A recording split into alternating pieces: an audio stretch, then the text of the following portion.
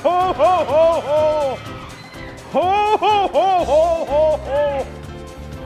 Ho, ho, ho, ho, ho, ho! Ho, ho, ho, ho! Santa! Dito ba kayo nakatira? Ay, huwag po kayong maingay. Sa totoo lang po, hindi po kami dito nakatira. Santa. Aha! Akyat bahay gang kayo, no? Ho! Totoo ba yun? Opo. Pero dati pa po yun, Santa. Ngayon kasi hindi na po kami ganun. Promise. Promise po. Ho, ho, ho, ho, ho! Eh kung hindi na kayo mga akyat bahay, eh ano na kayo? Hold up. Hold up na kami! Hold up na, huwag kakikinig sa masama! Santa! Hold up na! Hold up na!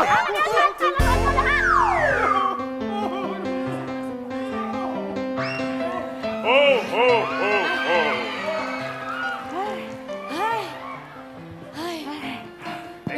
Teka. Kailan ba to? Bigyan mo nga ito siya. Pangatlong bahay pa lang natin to, pero parang pagod na pagod kayo. Di ba nga ang sabi ko sa inyo, mag-recruit na kayo ng mga bagong elves para di kayo mapagod?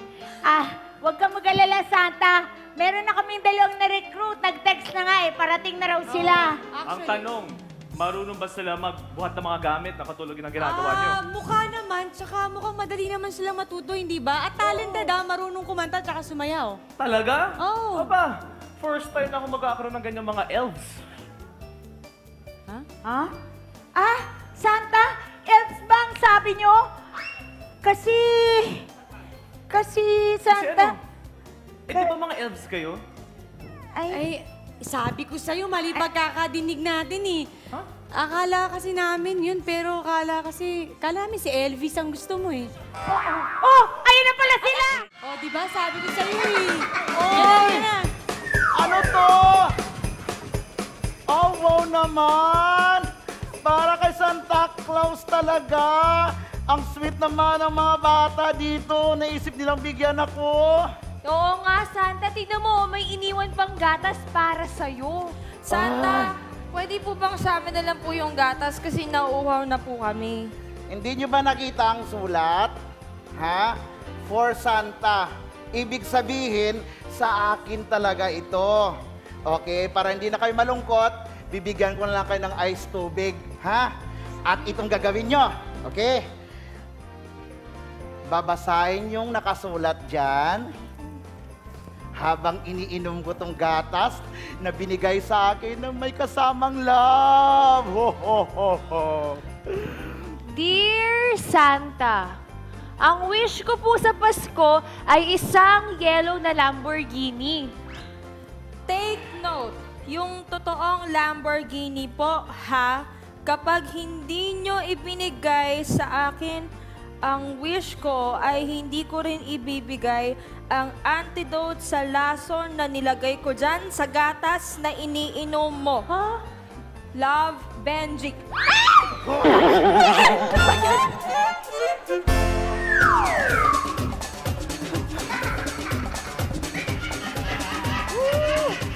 Oh, ho, ho, ho, ho, ho, ho. Oh, ho, ho, ho. Oh, Iho, dahil good boy ka, ayan sa'yo, gitara. Oh, ho, ho, ho, ho, ho, ho.